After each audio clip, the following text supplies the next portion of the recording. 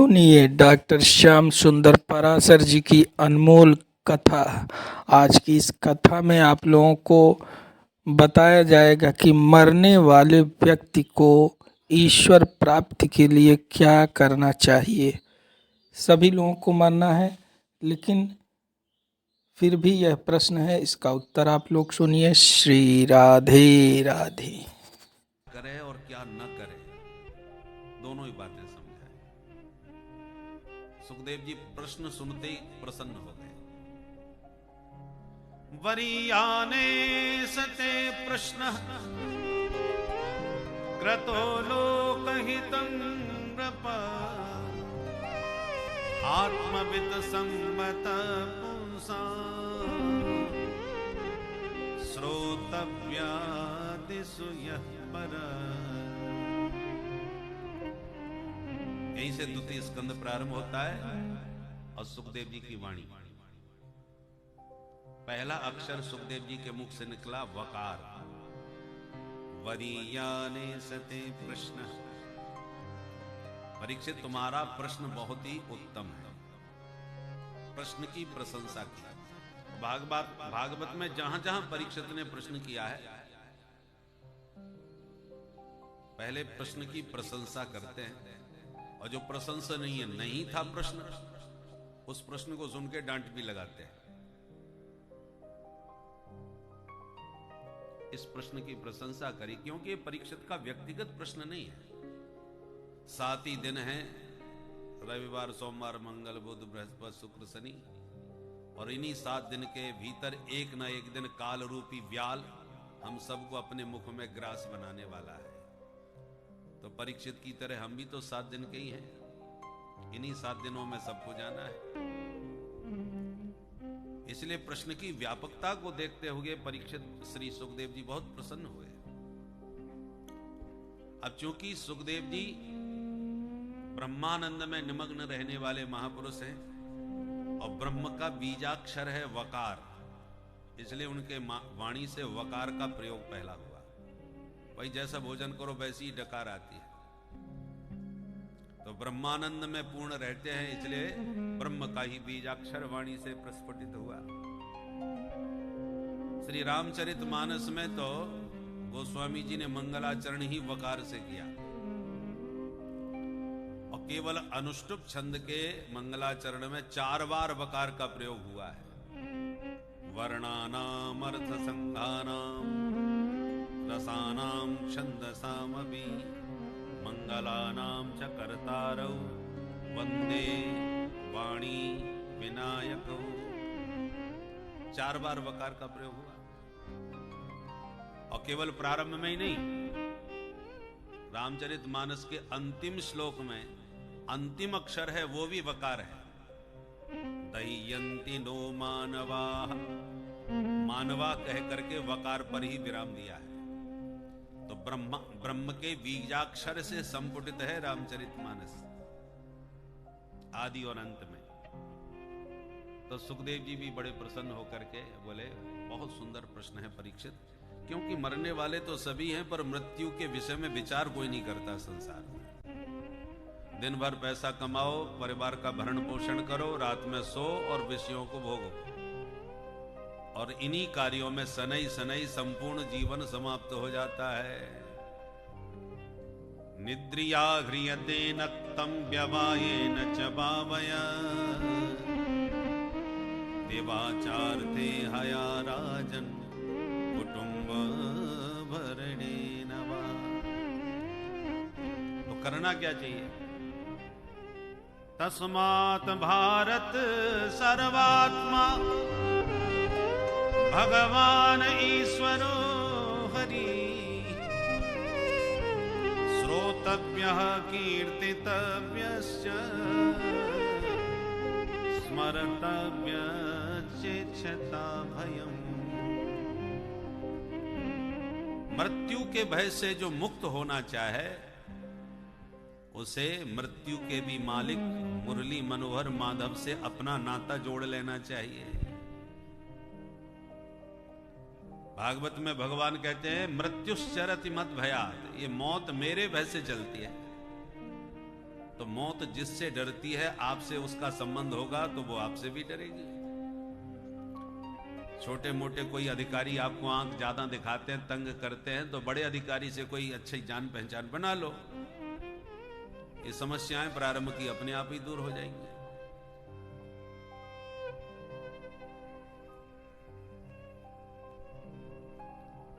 एक हमारे गुरुपुत्र थे, तो प्राधिकरण वाले बार बार कहीं ना कहीं उनका मकान तोड़ने, क्योंकि थोड़ा सा गड़बड़ था, नक्शा पास नहीं था, तो परेशान करते थे। तो जो प्राधिकरण के मुख्य सचिव थे, उनके यहाँ हमारी कथा हुई। उन्होंने कहा महाराज आप कुछ कीजिए। मैंने कि आप हमारे साथ ही चलिए।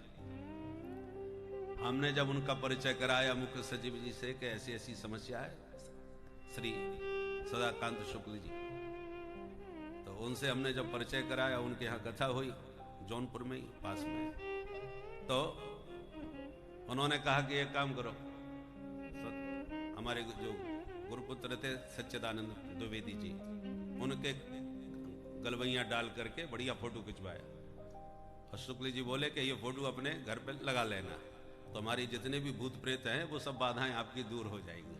बोलो राधे राधे। तो कोई परेशान नहीं करेगा।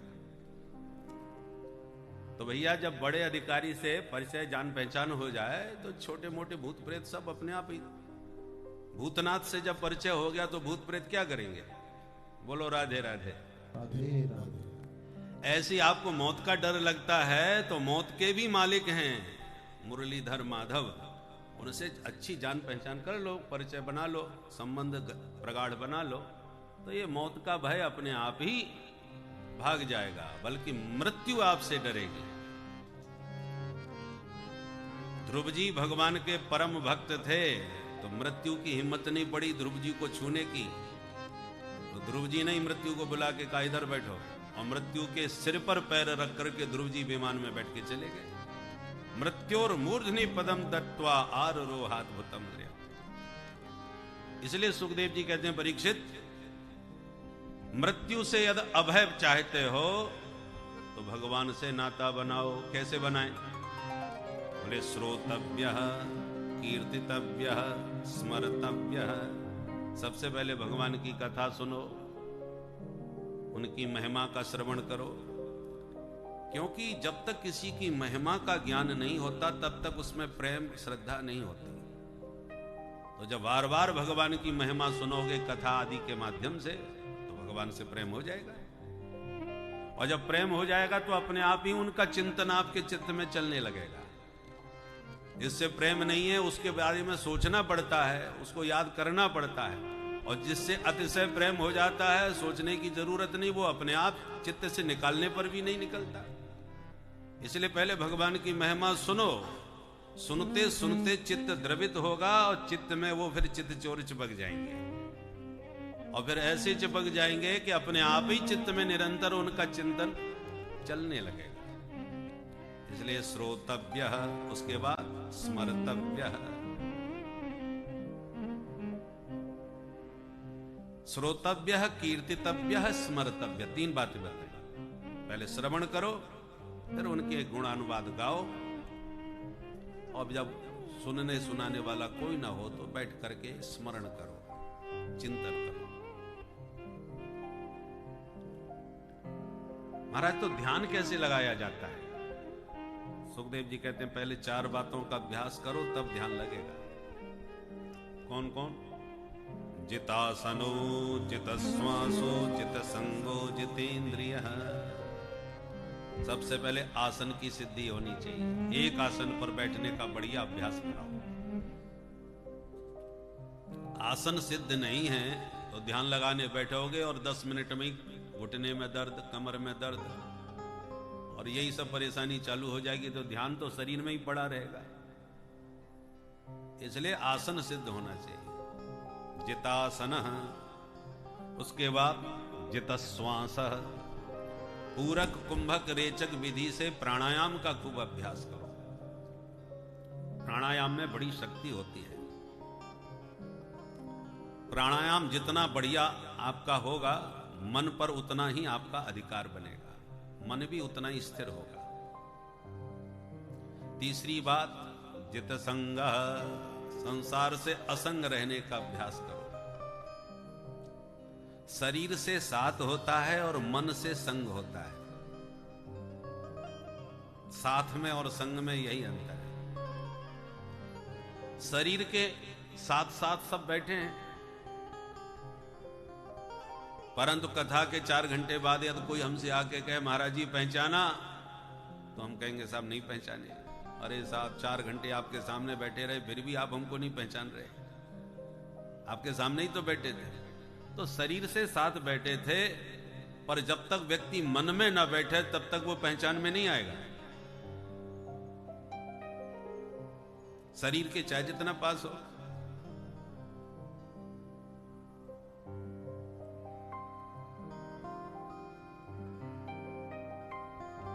इतने लोगों में आप जब कथा सुनने आए, कुर्सी खाली थी, बैठने का प्रयास किया और इतने में पड़ोसी ने कहा उठो उठो, यहां पर वो फलाने जी आने वाले हैं। प्यार से न कह करके कुछ अकड़ में आपसे बोल गया और कुछ बहस हो गई उससे, तो इतने लोगों के चेहरों में और कोई चेहरा याद भले ही ना रहे, उसका चेहरा आपको याद रहेगा, क्योंकि उससे कुछ संबंध बन गया। संबंध का मतलब भी अच्छा ही ना, बुरा भी संबंध होता है। प्रेमी तो सबको याद आता ही है, परंतु बैरी कोई कम याद आता है क्या? बैरी को तो आप भुलाना भी चाहोगे तो भी याद आएगा। अरे उसने मेरे साथ जो किया मैं जिंदगी में नहीं भूल सकता। कोई कितना भी समझा है, अरे भाई दुश्मनी में कुछ नहीं रहा, छोड़ो इन बातों को, जो हो गया सो हो गया। अरे ऐसे कैसे छोड़ दे साहब? छुड़ाना चाहते हुए भी नहीं छूटेगा वो। इसलिए भगवान कहते हैं मेरे से प्रेम करो, अच्छी बात है, प्रेम ना कर सको तो बैर ही कर लो भाई, दुश्मनी ही कर लो, कम से कम वैर भाव से मुझे याद तो करोगे। बैर भाव मोह सुमिरहि निश्चर। भगवान कहते हैं निश्चर भी मेरे भक्त हैं, राक्षस भी मेरे भक्त हैं, पर अंतर इतना है वो बैर संबंध से हमको मानते हैं, हमको याद करते हैं। भक्त प्रेम संबंध से याद करते हैं। गोपियां प्रेम में गोविंद को सर्वत्र निहारती हैं, जित देखो तित श्याममयी है। श्याम कुंज बन जमुना श्यामा, श्याम गगन घन घटा छई है। सब रंगन में श्याम तई है, लोग कहत यह बात नहीं है। मैं बोरी की लोगन ही की, श्याम पुतरिया बदल गई है। श्रुति को अक्षर श्याम देखियत, दीप शिखा पर श्याम तई है। नर देवन की कौन कथा है, अलख ब्रह्म छवि श्याममयी है।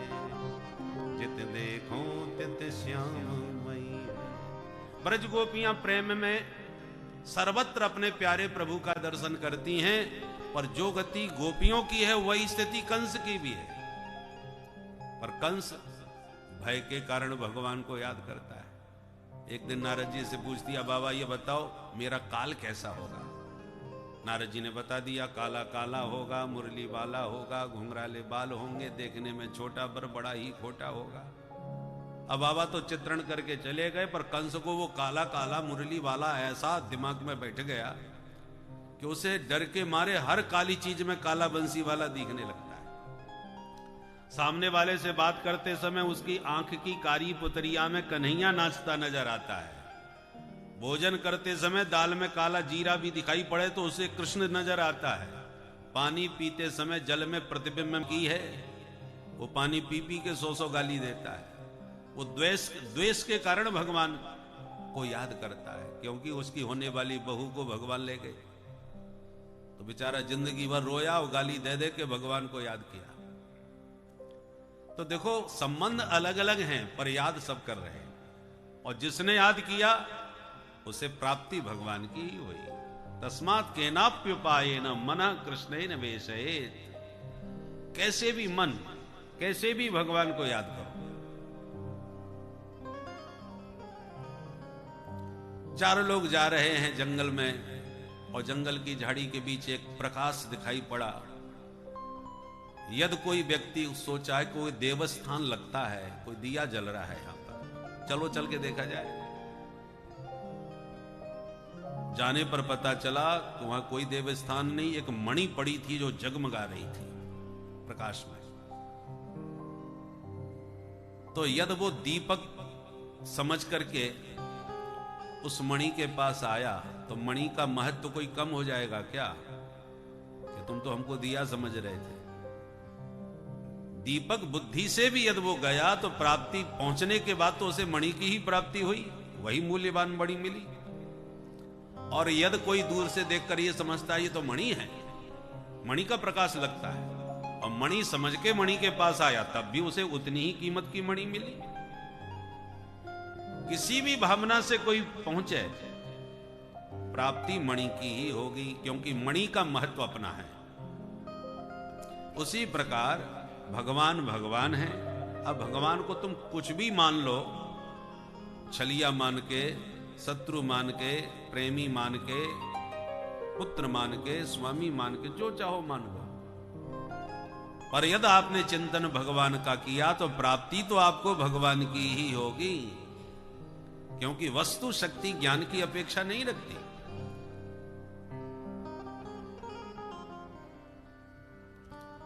इसलिए कैसे भी भगवान को याद करो।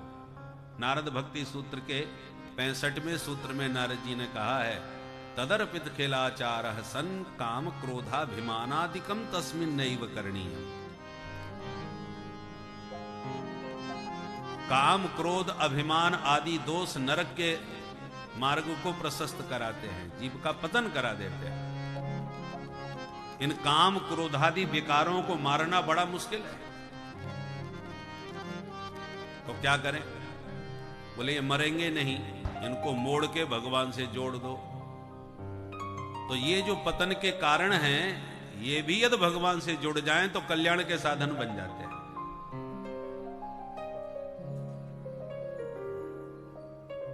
राम जी जब समुद्र पार करने की योजना बना रहे थे कि लंका में जाने हेतु सेतु का निर्माण हुआ, पर पद्म 18 जूथप बंदर, असंख्य बंदरों की सेना, और छोटे से पुल से कैसे पार हो जाएगी? पार होने में भी कितना समय लग जाएगा, दिनों लग जाएंगे।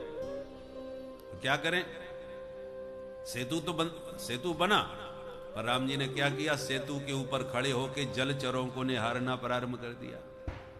तो समुद्र के जो जलचर थे, मगरमच्छ आदि, बड़ी बड़ी तिमिंगल आदि जो मत्स्य होते हैं, मछलियां, तो कछुआ, मछली, मगर, जितने भी जलचर हैं, राम जी इतने मधुर सुंदर थे कि सब उमड़ पड़े देखने के लिए, निहारने के लिए।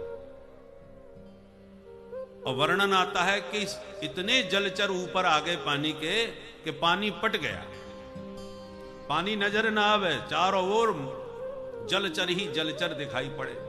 राम जी ने बानरों से कहा निकलो बाहर। तो पुल पर तो कम चल रहे थे, मगरमच्छों के ऊपर ज्यादा उछल उछल के जा रहे थे, पानी तो दिख ही नहीं रहा था। और जितने भी जलचर थे, ये तो बानरों के भक्षक हैं, परंतु सबका ध्यान राम जी के ऊपर था। राम जी ने ऐसी मोहिनी चलाई कि किसी को शरीर की सुध न रही, सब जलचर राम जी को निहारने लग गए, और बानर उन्हीं के ऊपर कदम रखते हुए फटाफट उछल उछल करके पार लग गए। संकेत क्या है? जो भक्षक थे वो रक्षक बन गए, जो बाधक थे वो साधक बन गए। उसी प्रकार जितने भी काम, क्रोध, लोभ, मोह, मद, मात्सर्य आदि दोष हैं, ये पतन की ओर ले जाने वाले, ये जीव को खाने वाले हैं मगरमच्छों की तरह। परंतु इनका मुख भगवान की ओर हो जाए, ये काम, क्रोध आदि विकार भी भगवान की ओर उन्मुख हो जाएं, तो ये पतन की जगह उत्थान के साधन बन जाते हैं, कल्याण के साधन बन जाते हैं। बोलो राधे राधे।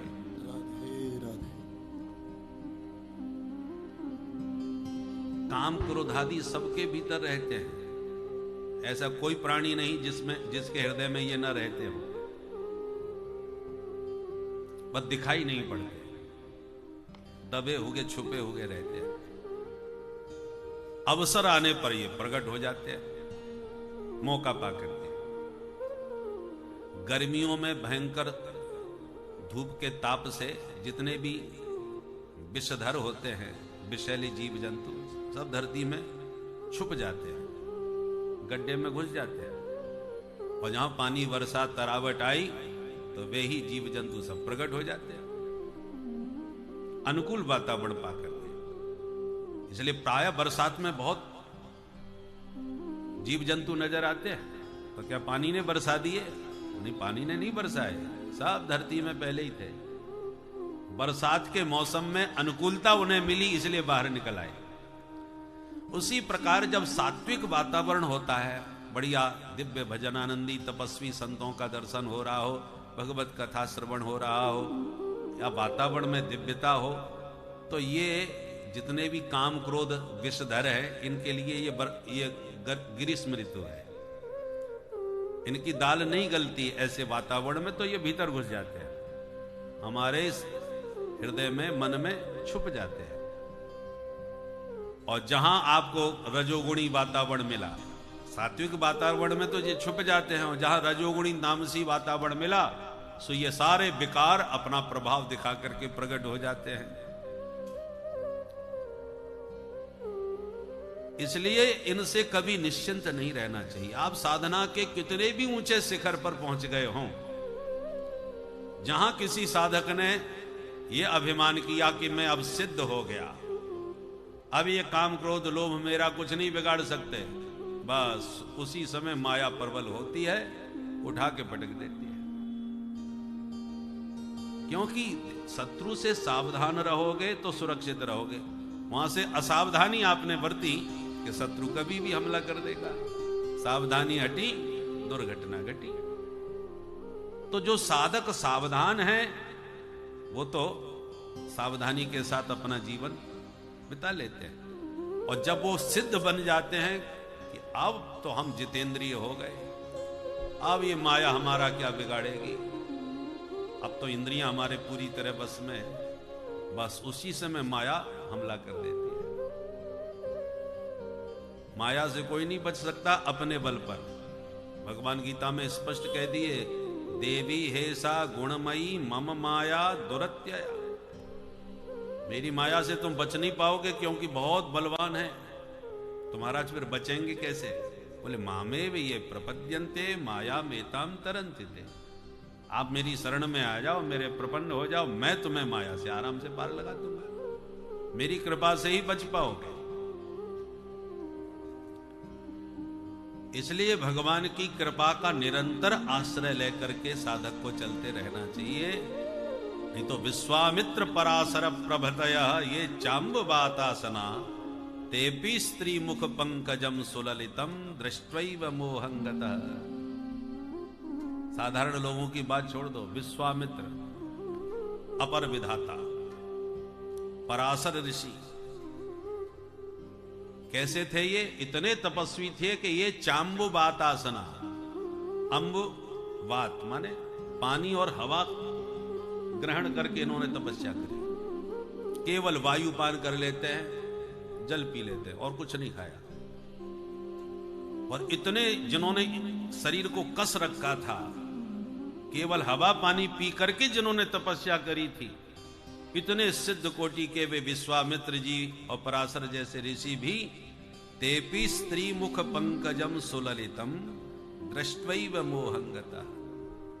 वो भी भगवान की बलवती माया के प्रभाव में आकर के स्त्री मुख पंकज का दर्शन करके मोहित हो गए, माया के जाल में फंस गए। मेनका ने आकर के विश्वामित्र जी की करी धरी तपस्या पर पानी फेर दिया। माया शक्ति है भगवान की। और सासलन्यम सघृतम पयो दधियुतम ये भुंजते मानवा तेसाम इंद्रिय निग्रहो यदि भवेद विंध्यस्तरेत सागरम। भर्तहरि महाराज का वचन है ये। बोले जो खूब खीर मालपुआ रबड़ी चकाचक घोंट रहे हैं और वो कहें कि हम परम जितेंद्रिय है, हमने मन इंद्रियों को वश में कर लिया है, ये उनका कहना उसी प्रकार मिथ्या है जैसे कोई कहे पहाड़ समुद्र में बहा चला जा रहा है। विंध्यस्तरेत सागरम, बोले विंध्याचल पहाड़ और सागर में बह रहा है, तर रहा है, तैर रहा है। इस तो कहने का तात्पर्य यह है, अपने बल से कोई बच नहीं सकता। जे राखे रघुवीर ते उबरे ते ही काल महा, भगवान की कृपा से ही बचा जा सकता है। इसलिए संसार से असंग रहने का अभ्यास करें, और संग करना है तो साधु पुरुषों का, संत पुरुषों का, भगवान का संग करें। माने सत्संग जिसको कहते हैं, साधु संग, सत्संग, संतन के संग लाग रे, संग हो संतों का, क्योंकि संत का संग भगवान का संग कराता है। संत वही हैं जो निरंतर भगवान के गुण गाते रहते हैं, भगवान की महिमा का बखान करते हैं। संतों के संग में आओगे तो वो भगवान की महिमा सुना सुना के तुम्हें भगवान से जोड़ देंगे। इसलिए जित संग बनो। और चौथी बात, जितेंद्रिय, इंद्रियों को भी बस में रखो। इन 4 बातों का अभ्यास करके तब भगवान का ध्यान करो। जितासन, जितश्वास, जितसंग, जितेंद्रिय। ध्यान 2 प्रकार का होता है, स्थूल और सूक्ष्म।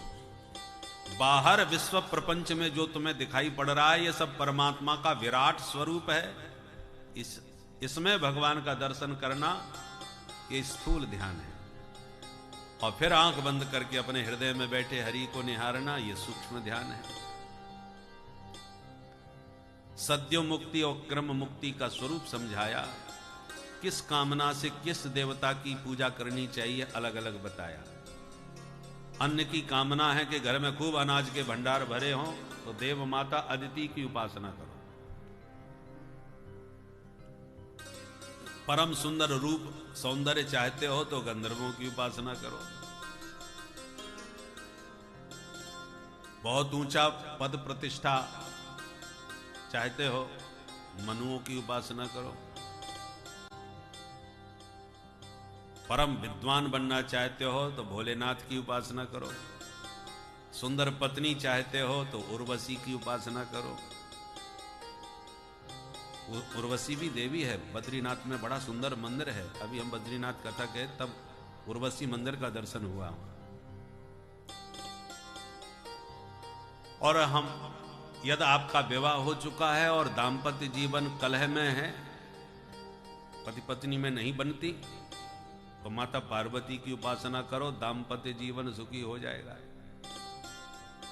और कुछ ना चाहते हो तो हमारे बंसी वाले की उपासना करो।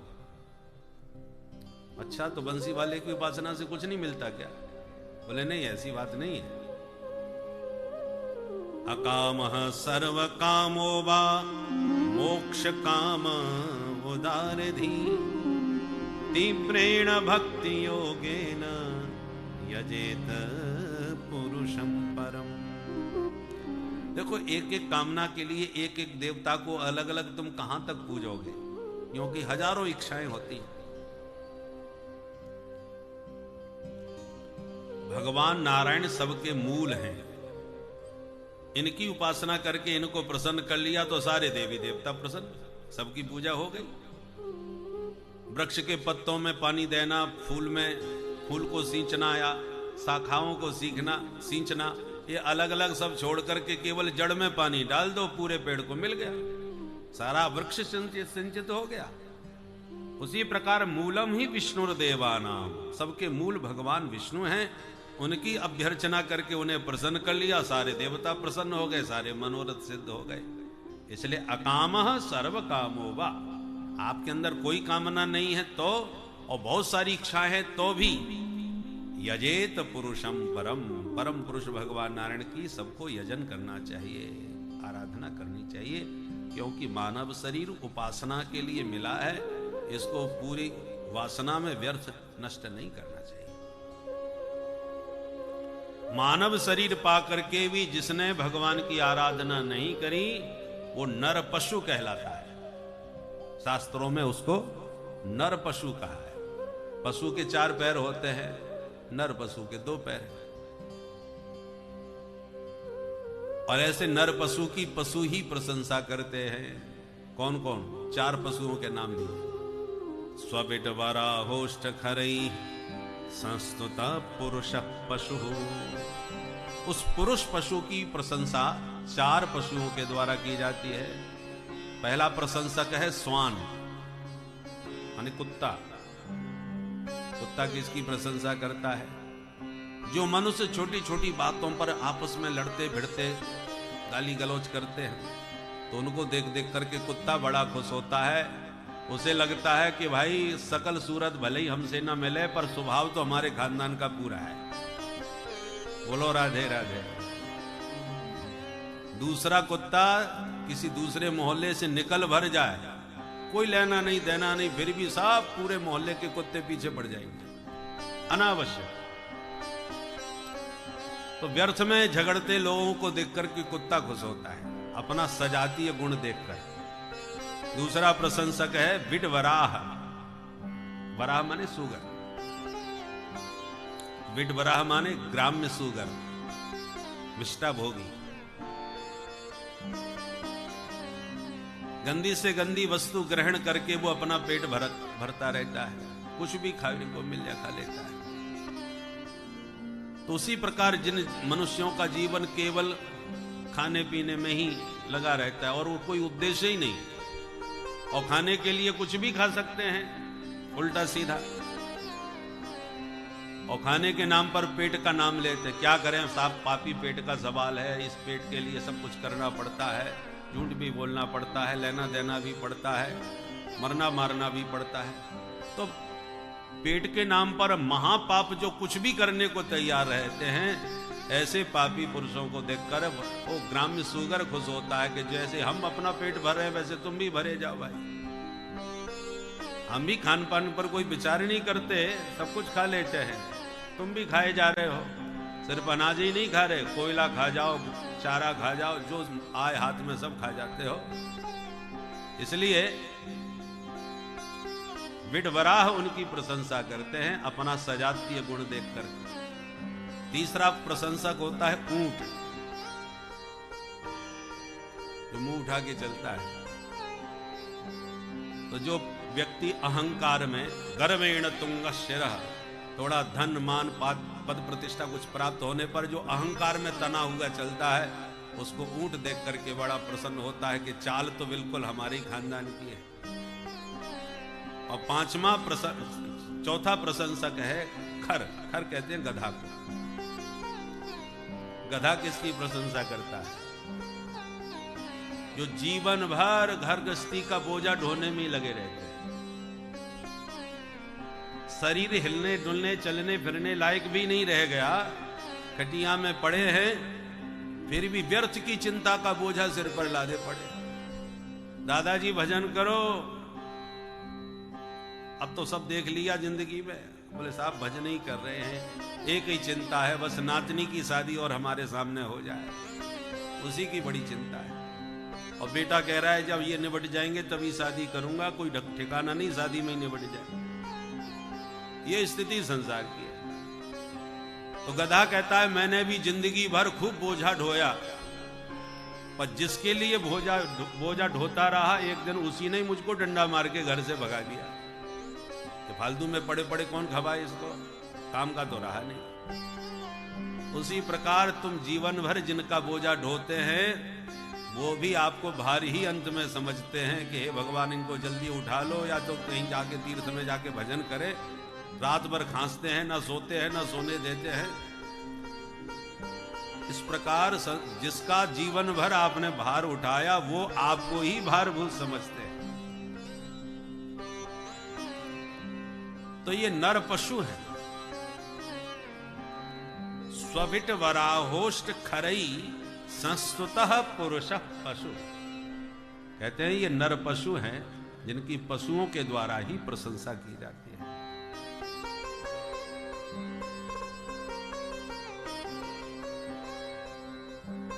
परीक्षित ने कहा महाराज अच्छा ये बताओ भगवान ने ये संसार बनाया कैसे?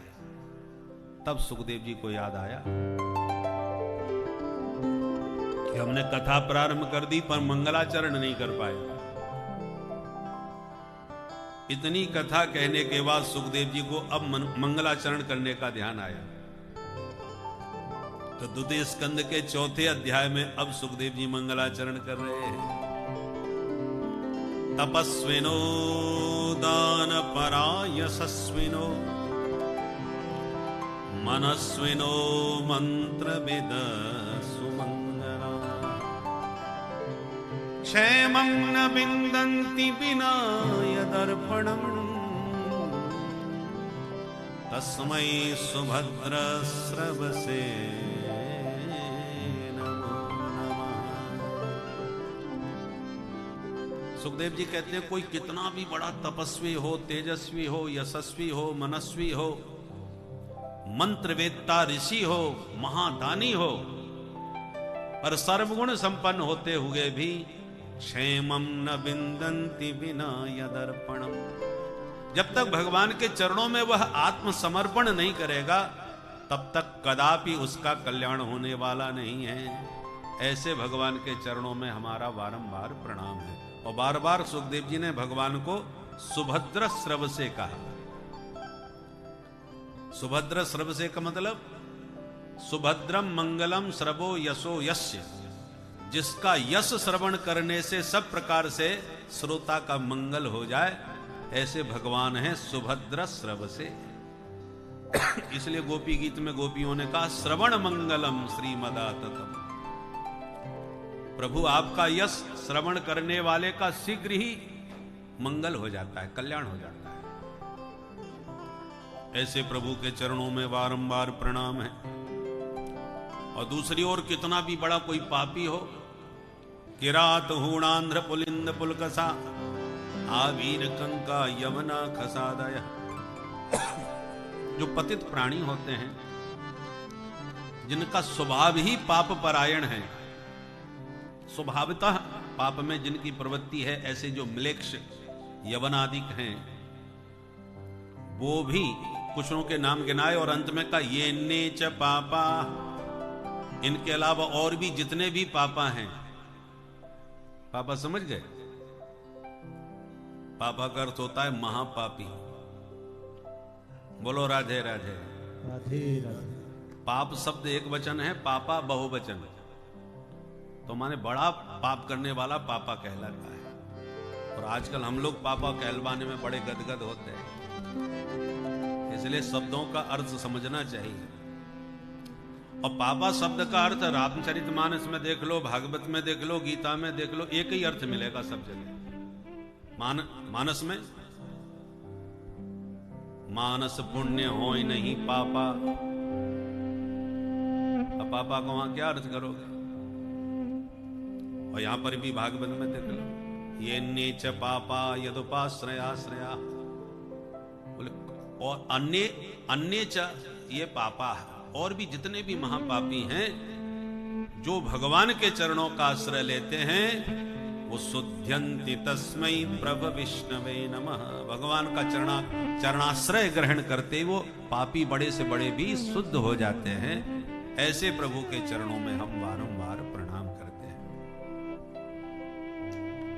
सुखदेव जी कहते हैं परीक्षित, तुमने जो हमसे पूछा कि भगवान ने यह संसार कैसे बनाया, यह प्रश्न एक दिन नारद जी ने अपने पूज्य पिता ब्रह्मा जी से भी पूछा, क्योंकि सृष्टिकर्ता तो ब्रह्मा है। एक बार ब्रह्मलोक में नारद जी गए तो ब्रह्मा जी ध्यान मग्न बैठे थे पद्मासन में। नारद जी ने प्रणाम किया और खड़े रहे। जब ध्यान भंग हुआ ब्रह्मा जी का, तब नारद जी ने प्रणाम करते हुए कहा, पिताश्री, जहां तक मैं देखता हूं सारा संसार तो आप ही बना रहे हो। जब सारा संसार आपने ही बनाया है तो ये आंख बंद करके ध्यान किसका लगा रहे हो? क्या आपके ऊपर भी कोई है?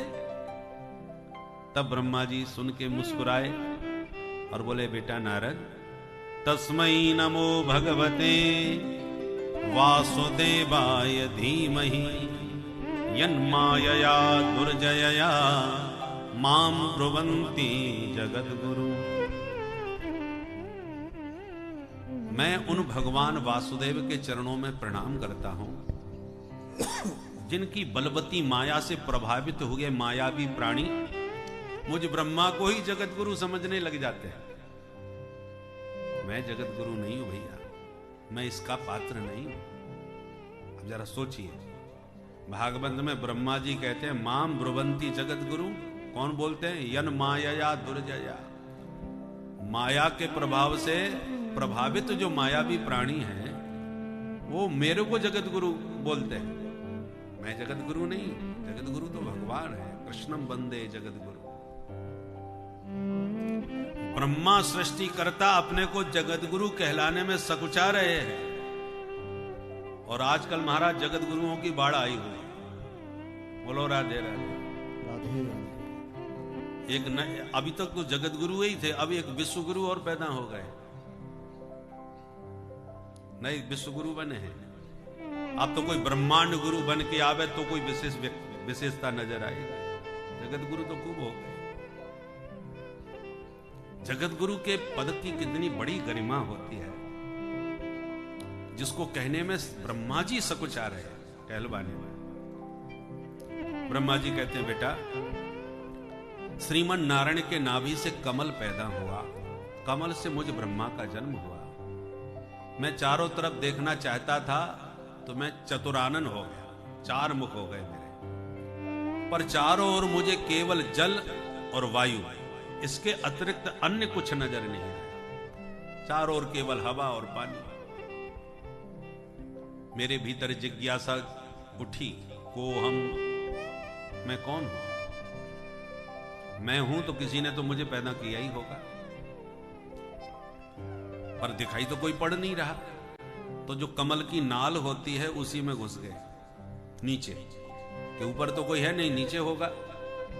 कमल नाल के नीचे तक गए, परंतु कुछ भी नजर नहीं आया, तो लौट के वापस। फिर प्रश्न को हम पुनः प्रश्न किया तो दो अक्षर सुनाई पड़े, तप तप, केवल ये दो ही अक्षर सुनाई पड़े, तप। तब ब्रह्मा जी ने तप किया, कठोर तप किया। तब ब्रह्मा जी को तपस्या के परिणाम स्वरूप भगवान का दिव्य दर्शन हुआ, और भगवान ने प्रकट होकर ब्रह्मा जी को 4 श्लोकों में ज्ञान दिया। इसी का नाम है चतुश्लोकी भागवत। 4 श्लोक में ही सब कुछ है। पहले श्लोक में तत्व का रहस्य बतलाया, तत्व क्या है। दूसरे श्लोक में माया का रहस्य समझाया। तीसरे श्लोक में जगत का रहस्य बताया। चौथे श्लोक में जिज्ञासु का स्वरूप समझाया। इन 4 श्लोकों को ही बीज रूप में भागवत की परंपरा इन्हीं 4 श्लोकों से चली, और फिर व्यास जी ने इन्हीं 4 श्लोकों का विस्तार करके 18,000 श्लोक में बृहद इसका विस्तार करके दिखाया। वो 4 श्लोक कौन कौन से हैं आप भी सुन लीजिए। अहमेवासमेवाग्रे नान्यद यद सद सत्परम् पश्चादहं यदेतच्च यो वशिष्येत सोऽस्म्यहम् कृतेर्थं यत् प्रतीयेत न प्रतीयेत चात्मनि तद्विद्यादात्मनो माया यथा भासो यथा यथा महान्ति भूतानि भूतेषु वचेष्वनु प्रविष्टान्यप्रविष्टानि तथा तेषु न तेषु एतावदैव जिज्ञास्यम् तत्त्वजिज्ञासुनात्मना अन्वयव्यतिरेकाभ्यां यस्यात् सर्वत्र सर्वदा अहमेवासमेवाग्रे नान्यद् यद् सत् सत्परं पश्चादहं यदेतच्च यो वशिष्येत सोऽस्म्यहम् यो वशिष्येत सोऽस्म्यहम् यो वशिष्येत। भगवान ने प्रथम श्लोक में बतलाया कि तत्व क्या है? अहम एव अग्रे, केवल हम ही एकमात्र हैं। सृष्टि की आदि में हमारे अलावा कुछ नहीं था, न कारण था, न कार्य था, न स्थूल था, न सूक्ष्म था। सरकार आप बिल्कुल अकेले थे, कुछ भी नहीं था। बोले ना, तो जब यह कुछ भी नहीं था तो आपने ये संसार कैसे बनाया? आपने संसार को बनाने के लिए अपने पास कुछ मटेरियल तो रखा होगा। किस मटेरियल से दुनिया बनाई? भगवान बोले हमारे अलावा जब कुछ था ही नहीं तो संसार बनाते कैसे? इसलिए हमने किसी मटेरियल से नहीं बनाया, बल्कि हम ही संसार बन के तैयार हो गए। हम ही संसार बने हैं और हमने ही संसार बनाया। बनाने वाले भी हम हैं और बनने वाले भी हम ही हैं। प्रायः जितने कार्य हैं उसके दो कारण होते हैं, निमित्त कारण और उपादान कारण।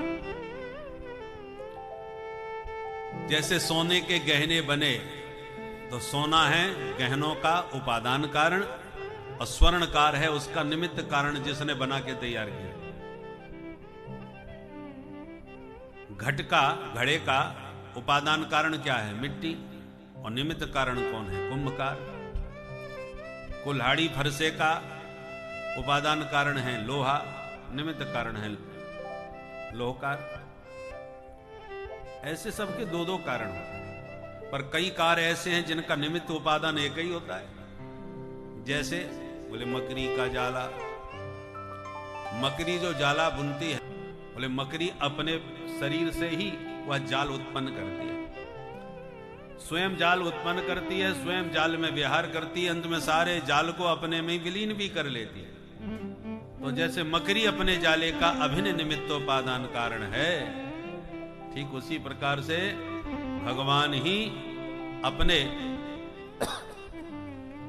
इस संसार के अभिन्न निमित्तोपादान कारण है।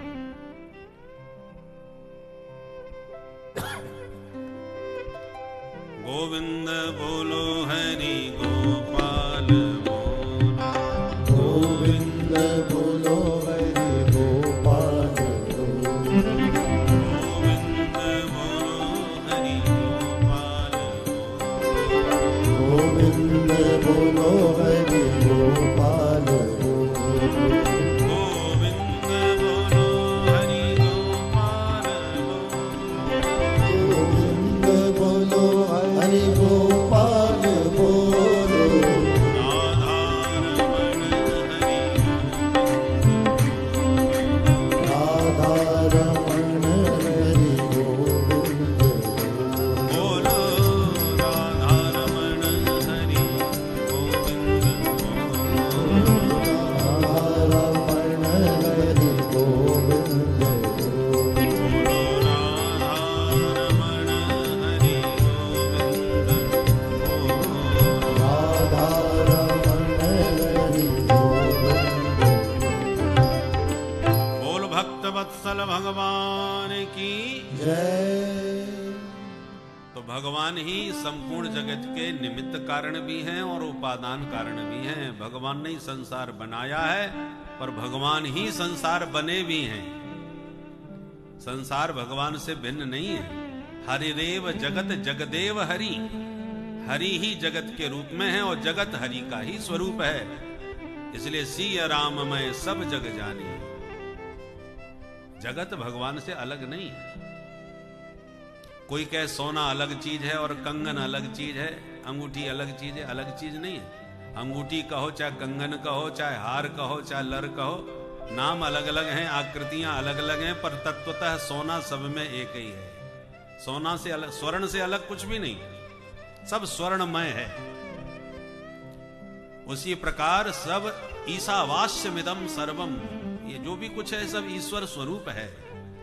हाँ, परंतु ये भिन्नता क्यों है फिर? कोई छोटा कोई बड़ा, कोई ऊंचा कोई नीचा, कोई मोटा कोई पतला, कोई काला कोई गोरा, ये भिन्नता क्यों है? ये भेदभाव क्यों है? बोले देखो भाई, बिना भेद के खेल नहीं होता, बिना भेद के संसार चल ही नहीं सकता।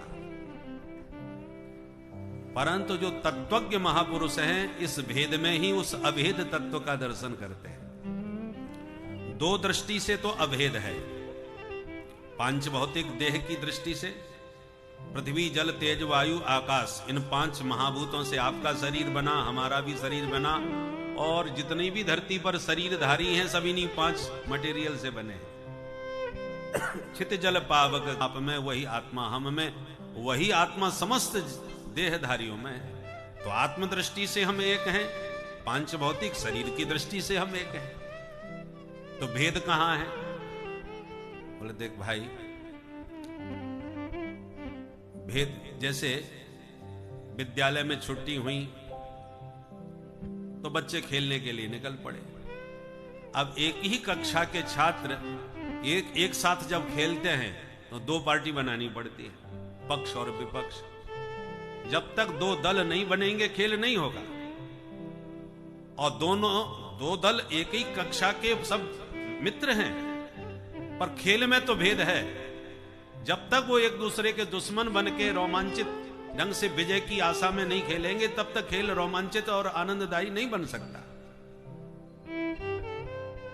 जीतने की भावना के साथ पूरी शक्ति लगा के खेलते हैं, तभी खेल आनंददायी बनता है। खेल खत्म हुआ, फिर एक ही कक्षा के सब आप उसके मित्र हैं, कोई भेद नहीं रहा।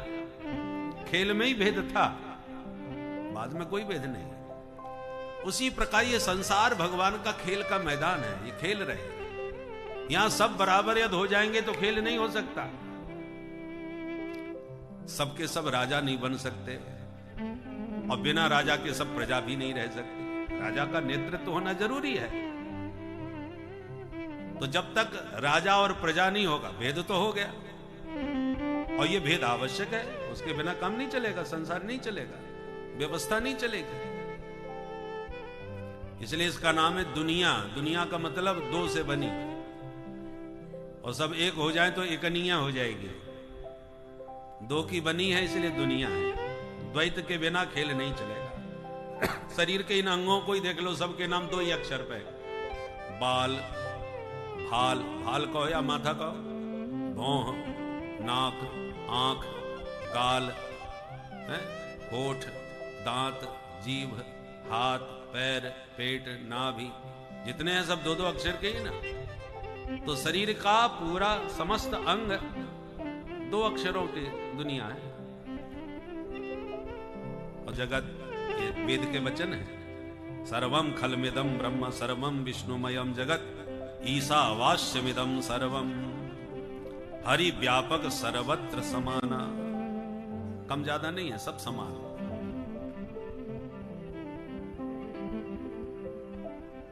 केवल व्यवहार जगत का यह द्वंद है। सुखदेव जी कहते हैं, राजन, इस प्रकार से भगवान ने ब्रह्मा जी को ये 4 श्लोकों में ज्ञान दिया है। माया का स्वरूप समझाया। जो विपरीत ज्ञान कराए उसका नाम माया है। माया शब्द का अर्थ क्या है? मां माने नहीं, या माने जो। जैसी वो दिख रही है वैसी है नहीं, उसी का नाम माया है।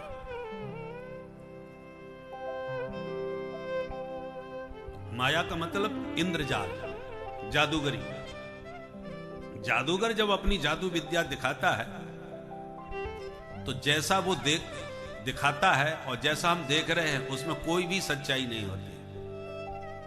उसने किसी का सिर काट के दिखा दिया और उसके बाद जोड़ करके उसे खड़ा भी कर दिया। रुमाल निकाला जेब से, फटकार के कबूतर बना दिया, और अपने हाथों से न जाने कितने रुपयों की बरसात कर दी। करते करते हमने एक बार देखा था। परंतु वही जादूगर खेल खत्म करने के बाद जो रुपयों की बरसात कर रहा था, वो झोली पसार के मांगने लगता है, भैया कुछ पुरस्कार इनाम देते जाओ। इसका मतलब वो सब झूठा था। यदि सच्चाई होती तो वो आपसे रुपया थोड़ी मांगता। जैसा देखा जाता है वैसा सच्चाई बिल्कुल नहीं है। पर ये सब झूठा है, ये केवल वही जानता है जो उसका जमूड़ा है। जादूगर के साथ में लगा रहता है उसका जमूड़ा। हाँ जमूड़े, बोले हाँ सरकार। तो जमूड़ा जादूगर का दास है, निरंतर उससे जुड़ा रहता है, धीरे धीरे उसके खेल के सारे रहस्य जान जाता है, इसलिए जादूगर का जमूड़ा बिल्कुल प्रभावित नहीं होता, वो सब जानता है सच्चाई क्या है। बाकी जो दर्शक हैं वो तो जो झूठ देख रहे हैं उसी को सच्चाई मान करके हतप्रभ रह जाते हैं, आश्चर्यचकित रहते हैं। इसलिए ये जो जगत में जो भी आप देख रहे हैं ये सब भगवान का इंद्रजाल है, माया का। और इस सारे माया के स्वामी माया माधव, माधव शब्द का अर्थ क्या है? मां माने माया, धप माने स्वामी। माया के जो स्वामी हैं, मायाधिपति माधव है। अब इस संसार के इंद्रजाल को ठीक से समझना चाहते हो, जैसा ये दिख रहा है वैसा है नहीं, इसलिए संसार की उपमा भवसागर से की जाती है। भव माने संसार, संसार क्या है? बोले समुद्र है। समुद्र को देखो दूर से कितना प्यारा लगता है, एकदम नीला जल राशि, सुंदर सुंदर लहरें, बड़ी प्यारी लगती है। जल का भंडार, पर तुम यदि प्यास से मर रहे हो और जल के भंडार के पास पानी पीने चले जाओ तो आचमन भी करना भारी पड़ जाएगा, प्यास बुझाना तो बहुत दूर, पी नहीं सकते उस पानी को। समुद्र देखने में ही प्यारा है, पानी पूरा खारा है, पीने योग्य नहीं। एक के पीछे एक लहर चली आ रही है। समुद्र कभी शांत नहीं होता, हमेशा उसमें लहरें उठती रहती हैं। ऐसे ये संसार है, देखने में जितना सुंदर प्यारा लगता है, आप इसके भीतर जितना घुसते जाओगे उतना ही इसके खतरों का पता चलेगा। बहुत संपन्न लोग देखते हैं, अरे साहब इनके साथ क्या जलवे हैं, ये है। आप भी जरा कोशिश करो, जितना व्यक्ति दूर से आपको जितना सुखद और आनंददायी लगता है, आप जितना उसके भीतर झांक करके देखो उतना परेशान नजर आएगा। समुद्र जैसा है खेल है, समुद्र जैसे शांत नहीं होते, एक के बाद एक लहरें उठती रहती हैं, ऐसे संसार कभी शांत नहीं होता। ऐसा कोई अखबार है जिसमें कोई खबर ना बनती हो? बस जब तक बड़ी ऊंची लहर नहीं आई तब तक छोटी लहरें काम करती हैं, जब तक कोई बड़ी लहर आती है छोटी मोटी खत्म हो जाती है। एक के पीछे एक लहर बनी हुई है। अभी यहाँ युद्ध चल रहा था तो उसकी खबरें जोड़ तोड़ पे, फिर बड़ा युद्ध एक दूसरा आ गया तो वो खबर शांत हो गई, दूसरी खबर चालू हो गई। ये लहरें तो उठती रहती हैं, कभी शांत नहीं हो सकता ये समुद्र।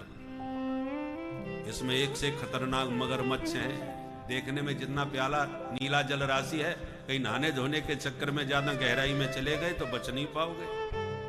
एक मछली दूसरे को खाने को तैयार है।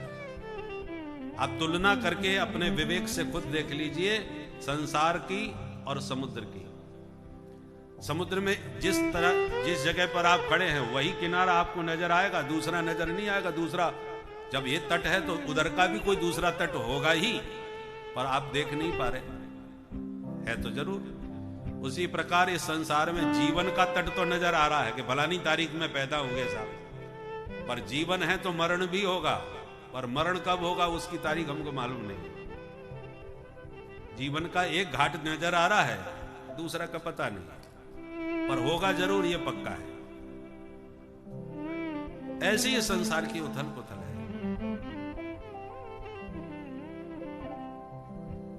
तो माया का ये सब खेल है।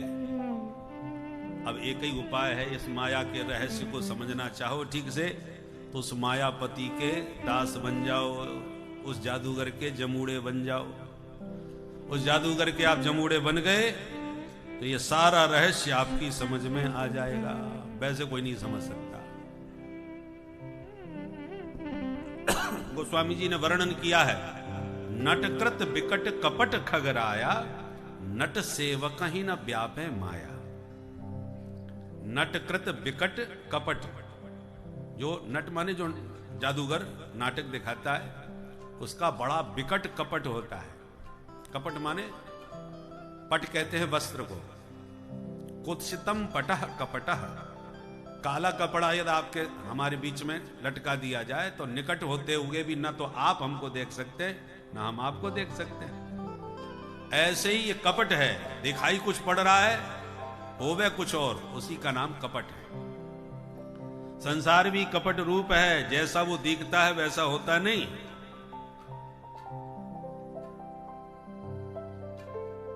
परंतु इस रहस्य को वही जान सकता है जो मायापति का दास बन गया। और जो मायापति का दास बन जाता है वो माया से मुक्त हो जाता है। मामे भी ये प्रपद्यन्ते माया में ताम तरन्ते ते। गीता में भगवान कहते हैं माया से बचना चाहते हो हमारी शरण में आओ, हम ही तुम्हें माया से बचाएंगे, और वैसे अपने बल से तुम बचने वाले नहीं हो। एक महात्मा हुए हैं सौभरी मुनि, भागवत में कथा है।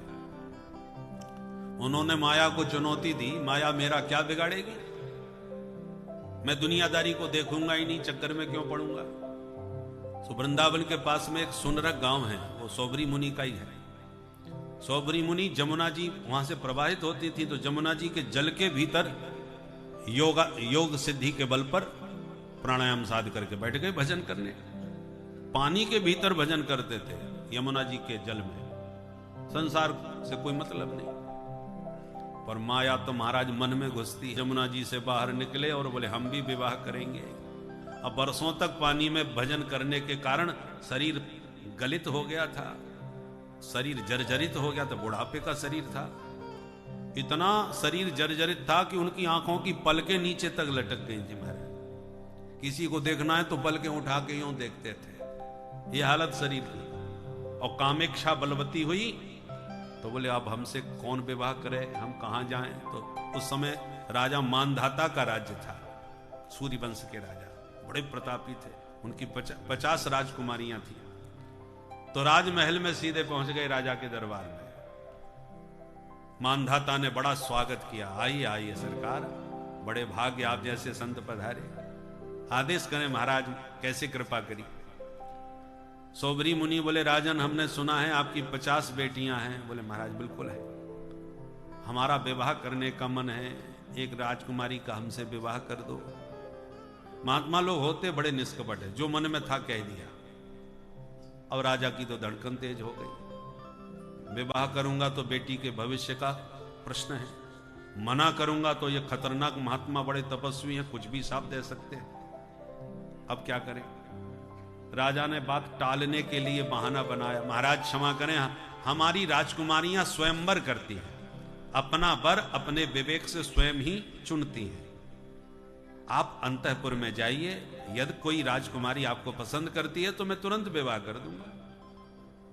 हाँ ये ठीक है, जैसी आपकी परंपरा है, ठीक है। तो हम भीतर जाते हैं। जब भीतर जाने लगे अंतःपुर में, तो महात्मा समझ गए कि अंगम गलितम पलितम मुंडम दसन विहीनम जातम तुंडम वृद्धो याति गृहीत्वा दंडम तदपि न मुंचत्यासा पिंडम।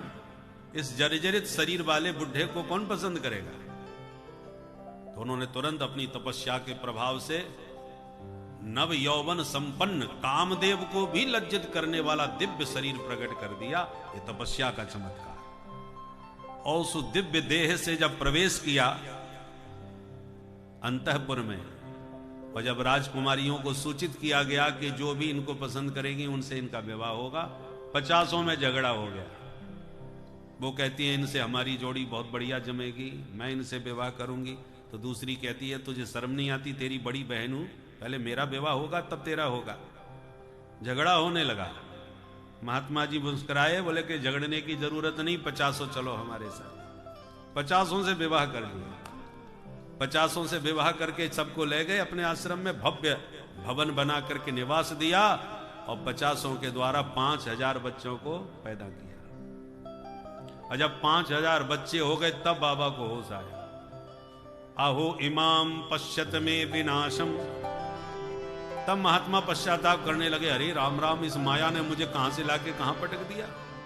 अच्छा भला भजन कर रहा था वहां पर, ये क्या, मैंने तो पूरा अपना नगर ही बसा लिया अपने परिवार का। तब होश आया जाके इतने दिनों बाद। कहने का मतलब यह है कि यह है माया की प्रबलता, जिसने चुनौती दी उसी को उठा के पटका। इसलिए ज्ञान नाम अपि चेतांसी देवी भगवती हिसा बलादा कृष्य मोहाय महामाया प्रयक्ष। अपने बल से नहीं बच पाएगा तो माया से कैसे बचे। आइए मिलके मेरे साथ आप भी गाइए। अरे सब जग को रही नचाय, हो नचाय, हरि माया जादूगरनी। जग को रही नचाए नचाए हरि माया जादूगरनी। सब जग को रही नचाए नचाए हरि माया जादूगरनी। सब जग को रही नचाए नचाए हरि माया जादूगरनी। हरि माया जादूगरनी प्रभु माया जादूगरनी। हरि माया जादूगरनी हरि माया जादूगरनी। अति अद्भुत खेल रचाया ओ रचाया हरि माया जादूगरनी। अति अद्भुत खेल रचाए रचाए हरि माया जादूगरनी।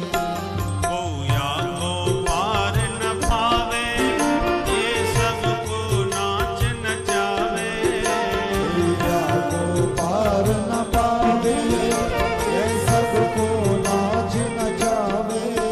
कोया को पार न पावे ये सबको नाच नचावे।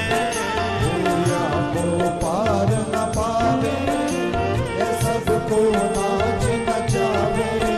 दुख में सुख को दर्शाय दर्शाय हरि माया जादूगरनी। दुख में सुख को दर्शाए दर्शाए हरि माया जादूगरनी। सब जग को रही नचाय ओ नचाय हरि माया जादूगरनी। सब जग को रही नचाए नचाए हरि माया जादूगरनी। हरि बोल।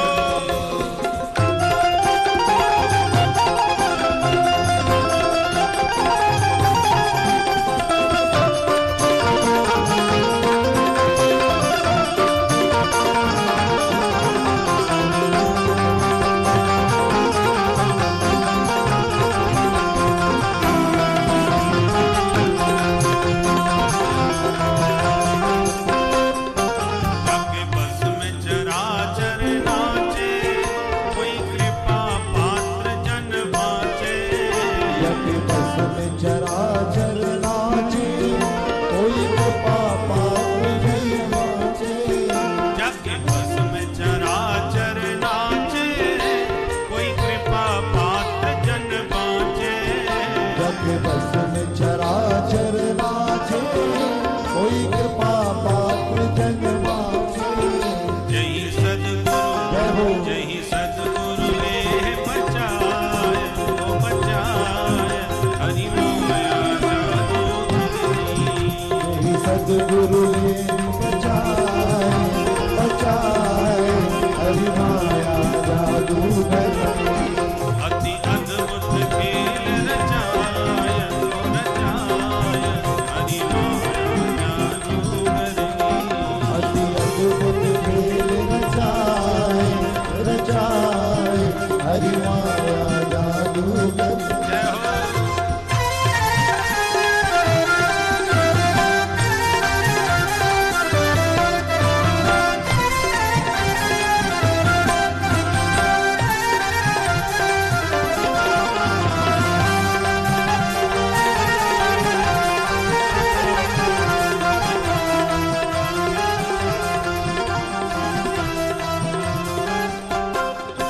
जब पंथ न कोई सूझे तब जाए गुरु जी से पूछे।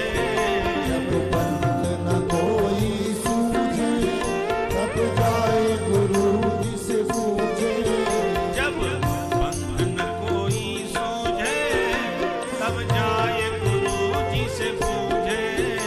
जब पंथ न कोई सूझे तब जाए गुरु जी से पूछे। बचवे को जय हो बचवे को कौन उपाय उपाय हरि माया जादूगरनी। बचवे को उपाय उपाय हरि माया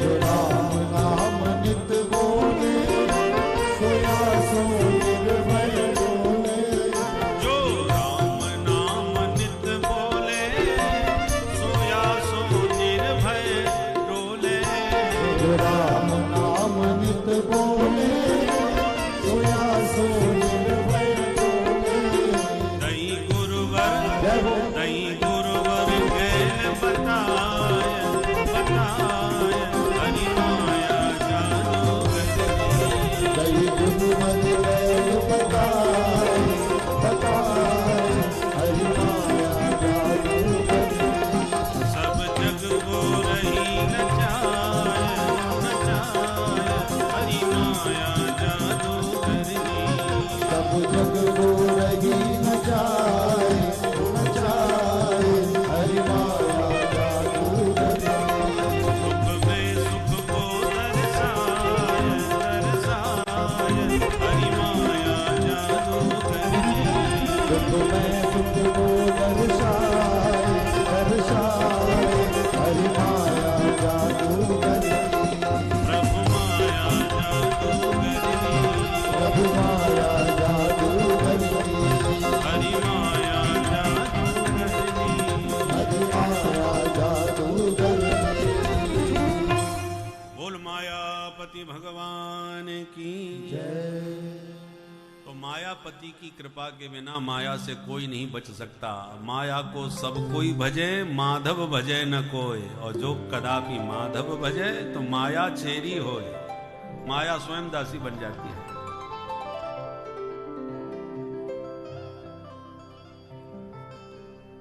अब परीक्षित ने चतुश्लोकी जो भागवत परीक्षित को सुनाई, इसके 10 लक्षण भी बतलाए। सर्ग विसर्ग स्थान पोषण ऊती मनमंत्र कथा ईशानु कथा निरोध मुक्ति और आश्रय भागवत के ये